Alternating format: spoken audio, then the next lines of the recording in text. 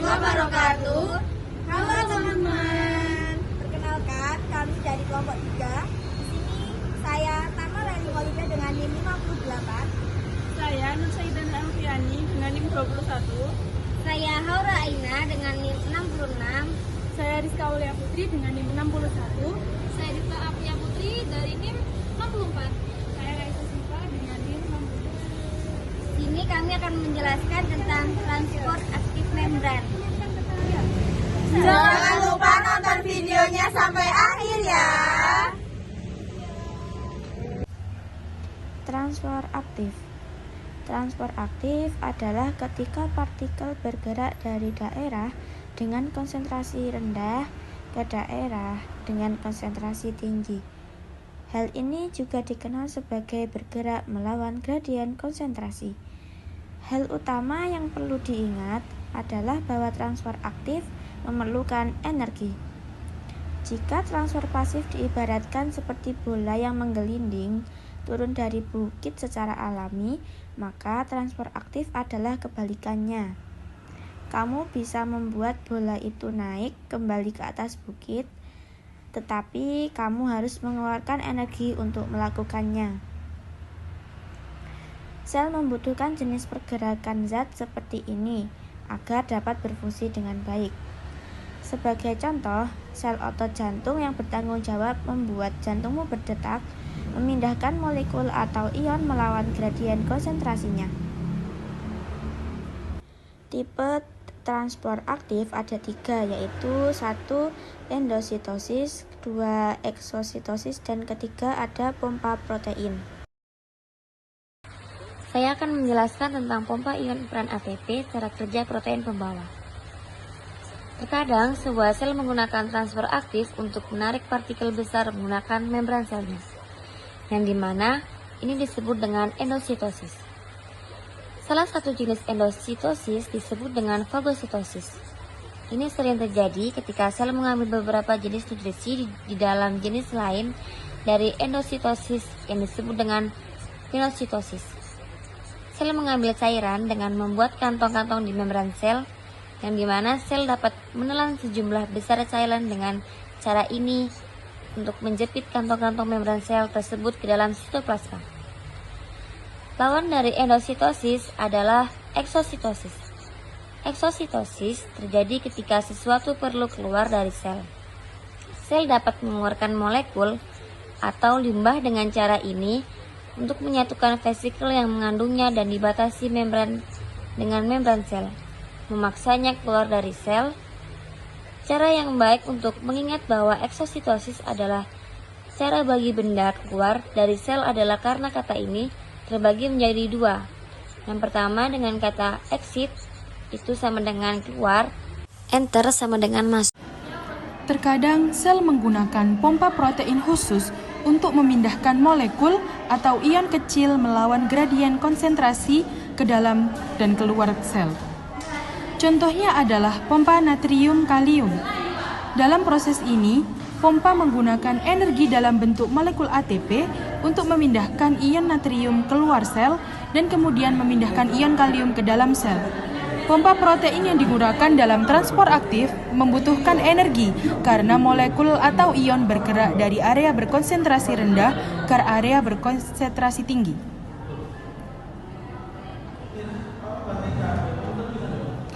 Singkatnya, transport aktif adalah ketika sel menggunakan energi untuk memindahkan zat ke dalam atau keluar sel melawan gradien konsentrasi melalui endositosis, eksositosis, atau pompa protein. Selanjutnya, saya akan membahas tentang transport pasif. Transport pasif adalah proses ketika partikel bergerak melewati membran sel dari daerah yang memiliki konsentrasi tinggi ke daerah yang berkonsentrasi rendah tanpa menggunakan energi. Proses ini juga disebut sebagai pergerakan mengikuti gradien konsentrasi. Apa saja jenis-jenis transport pasif? Jenis-jenisnya yaitu difusi, osmosis, dan difusi terfasilitasi. Kita akan mulai dengan menjelaskan difusi menggunakan contoh larutan dalam wadah ini. Sebuah larutan adalah cairan yang mengandung zat terlarut di dalamnya. Warna biru kehijauan mewakili pelarut, yaitu bagian cair dari larutan. Partikel kuning mewakili zat terlarut. Struktur di tengah wadah menggambarkan membran semipermeabel, yaitu penghalang yang hanya dapat dilalui oleh partikel dengan ukuran tertentu. Perlu diperhatikan bahwa meskipun difusi sering terjadi melintasi membran sel, difusi juga dapat terjadi tanpa adanya membran semipermeabel. Saat ini jumlah zat terlarut di sisi kiri lebih banyak dibandingkan di sisi kanan. Karena partikel zat terlarut dapat melewati membran semipermeabel, maka partikel-partikel tersebut akan secara alami bergerak dari daerah yang berkonsentrasi tinggi menuju ke daerah yang berkonsentrasi rendah.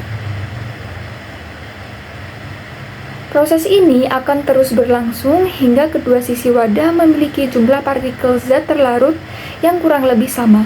Kondisi ini disebut telah mencapai keadaan kesetimbangan atau equilibrium. Mari kita tinjau apa yang telah kita bahas sejauh ini. Difusi adalah ketika partikel berpindah dari area konsentrasi tinggi ke konsentrasi rendah. Ini terjadi begitu saja. Ini adalah proses alami yang tidak menggunakan energi apapun. Berikut adalah contoh difusi yang terjadi tanpa membran semipermeabel. Jika Anda menyemprotkan penyegar udara di sebuah ruangan, orang-orang di dekat Anda langsung mencium baunya. Tetapi setelah waktunya singkat, tergantung pada ukuran ruangan, orang-orang yang lebih jauh juga akan mulai mencium baunya. Ini terjadi karena molekul kecil beraroma mencoba mencapai keseimbangan dengan menyebar secara merata ke seluruh ruangan. Ingat, difusi adalah proses alami. Seperti bola yang berguling menuruni bukit, pergerakan bola otomatis dan tidak akan memerlukan energi apapun. Osmosis adalah difusi yang terjadi dengan molekul air. Mari kita lihat wadah lain di mana pelarutnya adalah air, tetapi partikel zat terlarut yang lebih besar. Membran dalam wadah ini memiliki bukaan yang terlalu kecil untuk dilewati zat terlarut, tetapi air dapat melewati membran dengan bebas. Kali ini, kita akan fokus pada gradien konsentrasi air daripada partikel zat terlarut. Meskipun partikel zat terlarut yang besar tidak dapat melewati membran, molekul air cukup kecil untuk melewatinya. Air bergerak bebas dari area konsentrasi tinggi ke konsentrasi rendah sampai keseimbangan tercapai.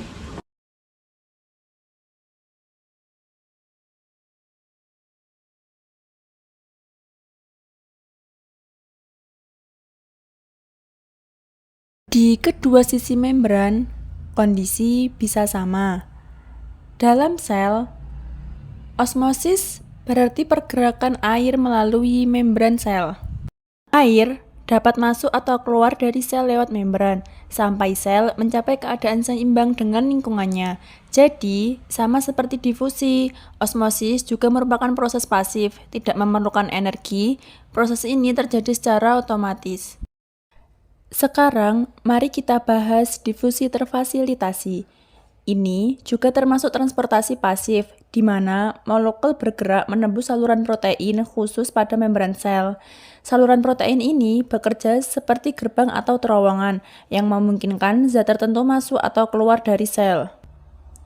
Difusi terfasilitasi juga berarti perpindahan partikel dari konsentrasi tinggi ke konsentrasi rendah. Kita tahu dari kata difusi itu sendiri, proses ini terjadi secara alami tanpa tambahan energi, sama seperti difusi biasa yang kita bahas sebelumnya. Namun, difusi terfasilitasi biasanya terjadi pada partikel yang sedikit lebih besar, yang tidak bisa menembus langsung lapisan fosfolipid membran sel.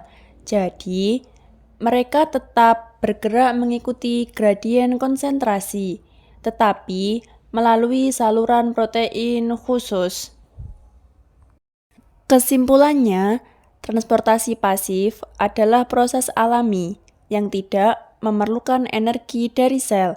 Jenis-jenisnya adalah difusi, osmosis, dan difusi terfasilitasi.